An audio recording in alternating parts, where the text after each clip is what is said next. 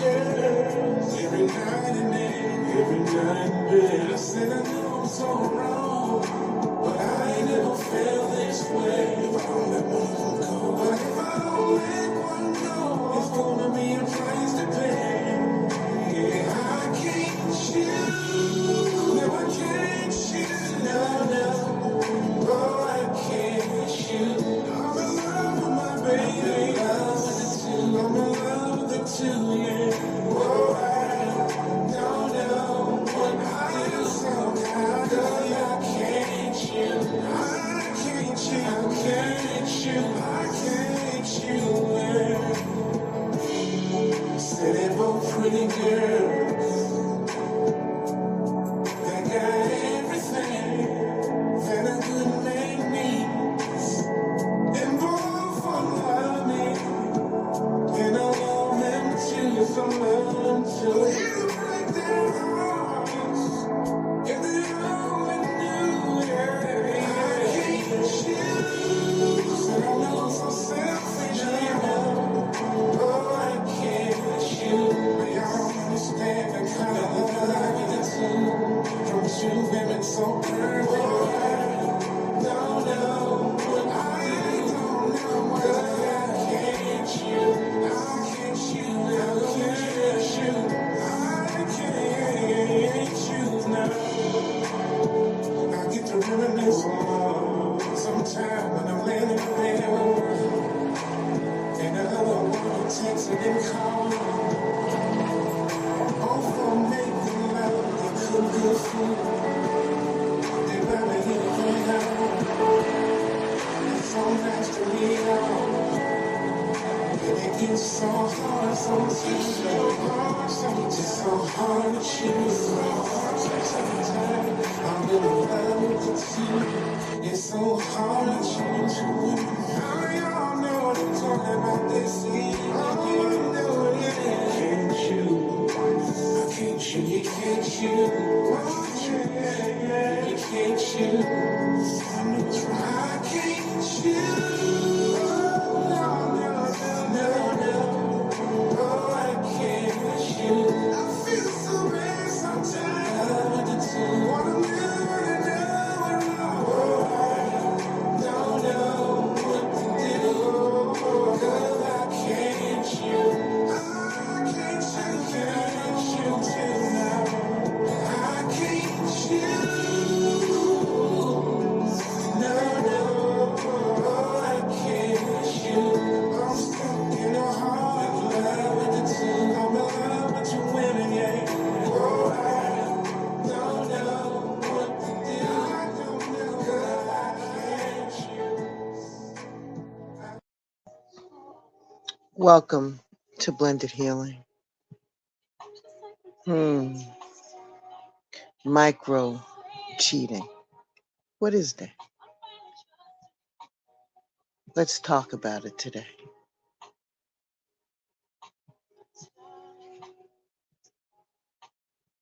I want you to put in your mind, or just think about this. Your friend has been in a happy, healthy, monogamous relationship, right? Until the internet convinced her of something different. She confides in you that behaviors she thought were normal, for example, following her exes on Instagram and liking her friends' thirst traps, is actually a huge red flag. Now she's concerned that her partner's cheating. Sorry, micro cheating. These days, there are dozens of videos by podcast hosts, dating coaches, and other digital creators introducing the internet to infidelity's newest genre, leading people to second guess their partner's behaviors. Some people can ask, is my boyfriend or my partner finding other women attractive? Is that micro cheating? Or what about having lunch with your so called work wives? These might sound a little extreme, but micro cheating or small behaviors that aren't quite cheating, but are still a betrayal of your partner's trust can be used and can just be as painful to non-cheating partner as a physical infidelity. But here's the good news. There are ways to address these feelings. Your behavior. So you and your partner can be on the same page about what a committed relationship looks like. So, what is micro cheating? Micro cheating is typically characterized by small actions that don't cross over to infidelity, but often give the impression of infidelity to the non cheating partner. It can also refer to breaches of trust within a romantic partnership that do not escalate into physical infidelity.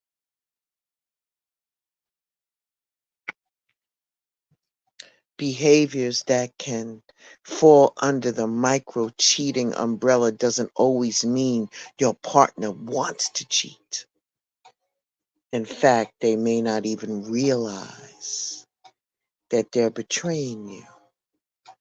Oftentimes, micro cheating takes the form of small, unintentionally hurtful actions, but even seemingly minor transgressions can be extremely painful to the faithful partner.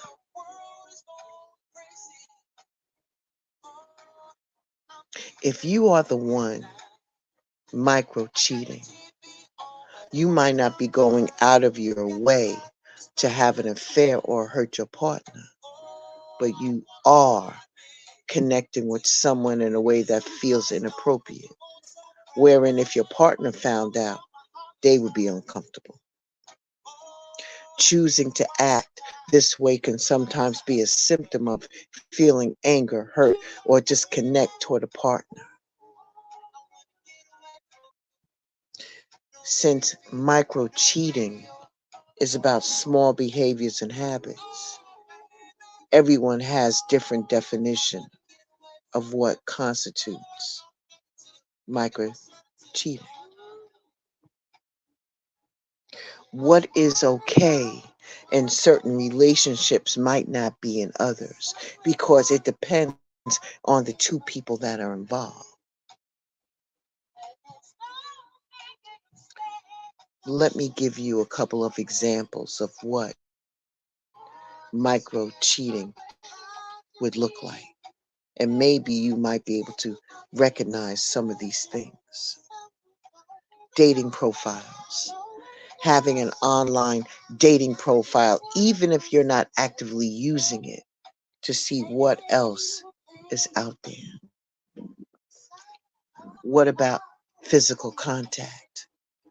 Any kind of physical interaction that feels intimate, like holding hands with or massaging a friend. Social media interactions.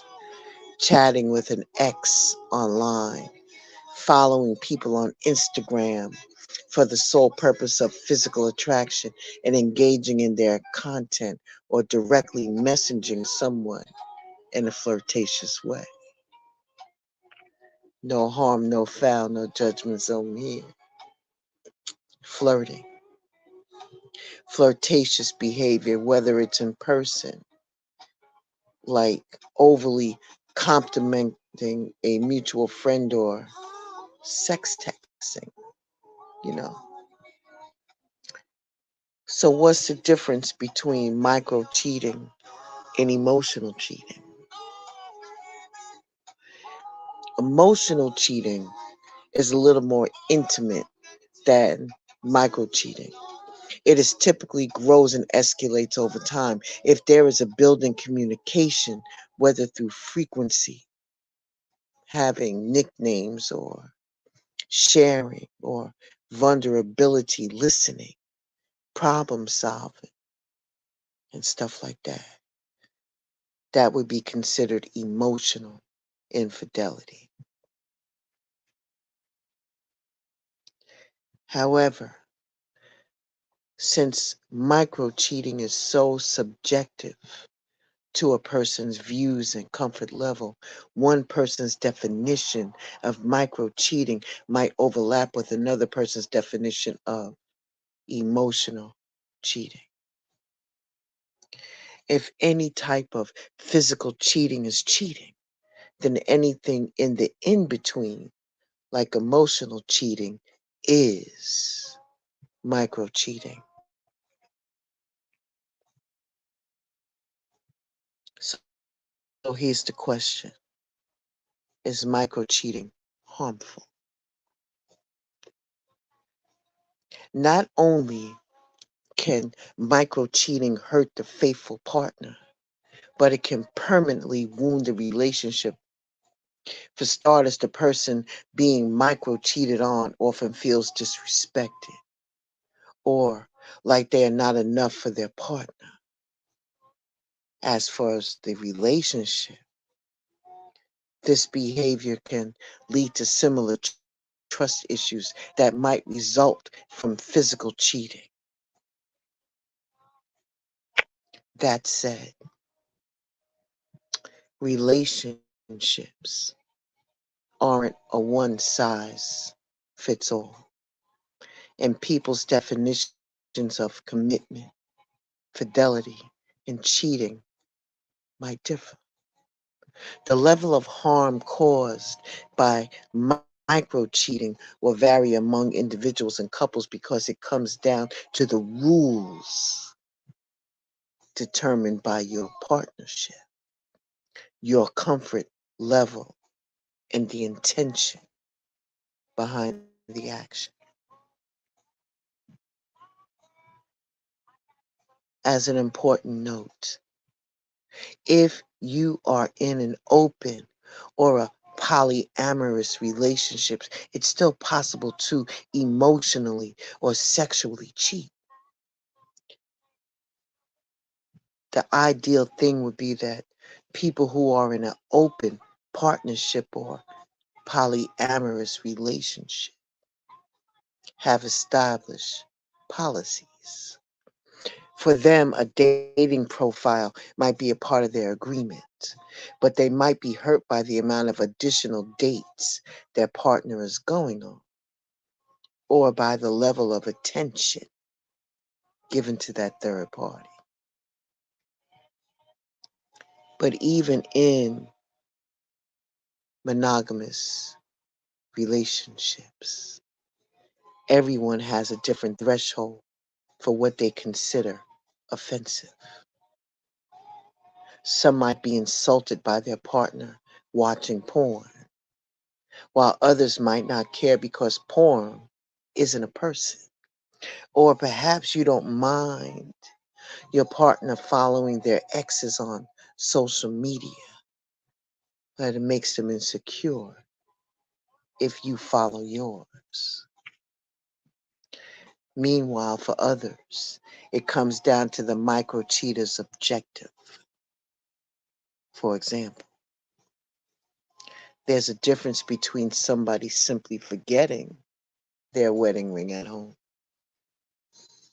or purposely going empty handed with intention to signal single status.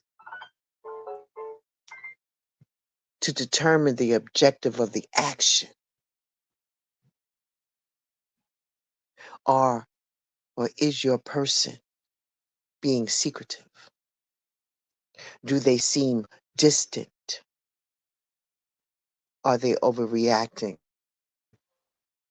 to your questioning? At what point are you overreacting? If your partner's behavior is bothering you, you're allowed to communicate that even if your partner views their actions as normal. Hopefully, hopefully, you can get on the same page, but maybe they aren't interested in changing their habits, and that's okay. Just like it's okay if you decided you don't want to be in that relationship with someone who can't meet you where you're at. Wow, you certainly are allowed to have boundaries and expectations. In a relationship, you might be hurting yourself if you sound the alarm every time your partner hits like on an Instagram photo. In some cases, those trust issues can become a self fulfilling prophecy. If someone shows a lot of insecurity and distrust, like constantly telling their partner that they're scared that they will physically cheat or asking to see their online interactions, that partner might end up actually cheating since you think that they are cheating anyway.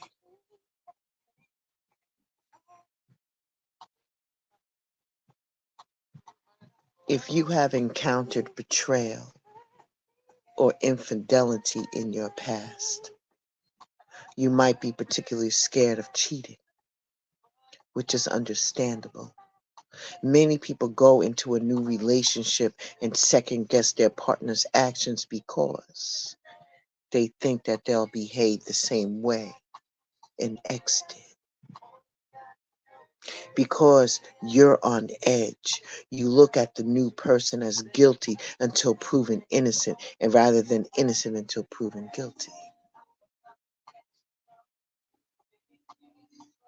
Working through your trauma and your fears through therapy and or productive conversations with your partner. Because if you show up to a future relationship with unresolved issues, it can be hard to differentiate between your insecurities and your intuition. For instance, say a past partner micro cheated through texting interactions. You might overanalyze or overreact to a future partner's phone use.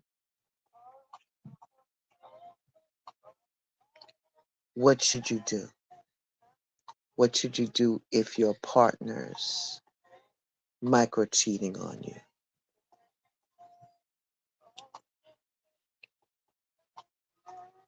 Have an open and honest and direct conversation with them.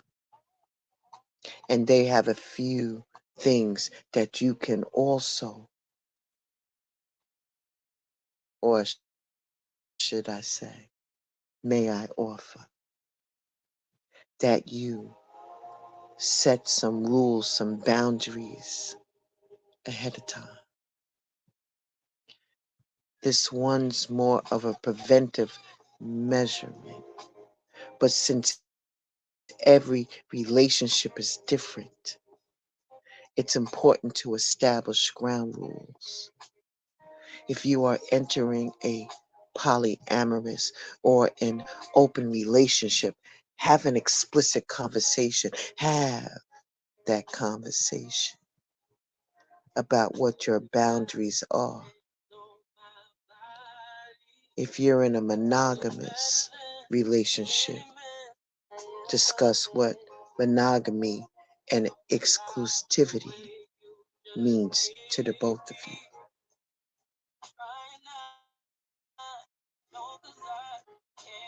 If you want to have a long lasting, healthy relationship, having a conversation about the bounds of infidelity in their relationship is really a important place to start to get closer. If you've never explicitly said things are problematic to you, you're just assuming your partner has been in your brain your whole life, taking up space, not paying rent in your brain.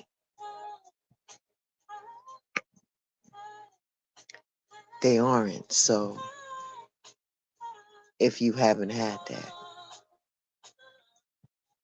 conversation, it's time for you to put that on your schedule.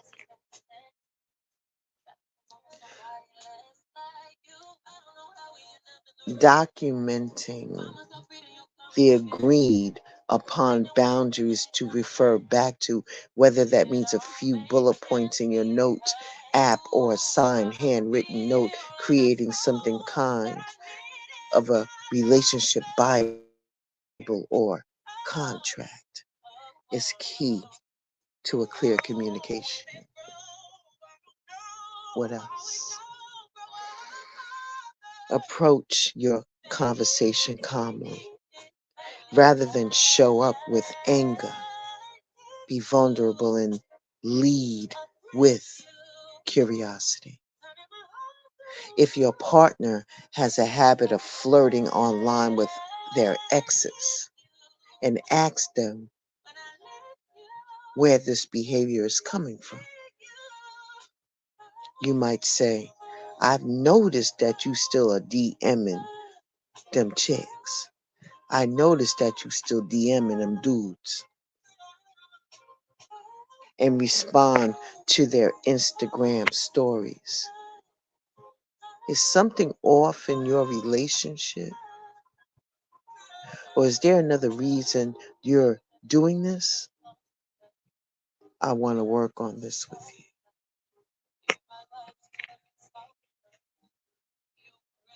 I know people grow apart, but when you're feeling some type of way, don't use blaming. Don't be about the you. Use the word I. By using I statements, it can also be beneficial. Share how something makes you feel and then give your partner the space to share their perspective. So instead of saying, you're cheating on me by being handsy with friends, try something like, I felt uncomfortable and confused when I saw photos of you cuddling with a friend the other day. This is why it would work. If you start by critiquing their behavior, the other person might get defensive. But by sharing just how you're feeling, the other person can decide to react however they want. And hopefully, this leads them to feel empathetic and validate your feelings rather than get defensive over feeling accused. My loves, my loves. Your comfort level might change over time, and that's okay. Totally. Maybe you thought you were okay with your person maintaining a friendly relationship with an old hookup, but as your relationship grows more serious, it starts to make you uncomfortable. If you do choose to write up a contract, set up regular intervals or regular ways to revisit and discuss the rules again, again. Ultimately, while everyone can hope for a positive reaction to a clear conversation about micro cheating, that might not always be the case.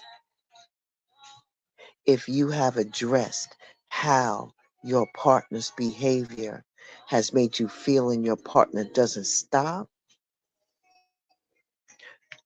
you have to be honest with yourself. You have to be honest with yourself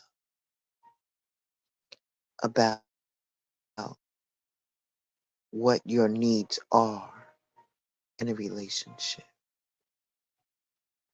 Because if that person cannot create a healthy, secure relationship with you, or you have different ideas of what constitutes commitment, it might be time to move on.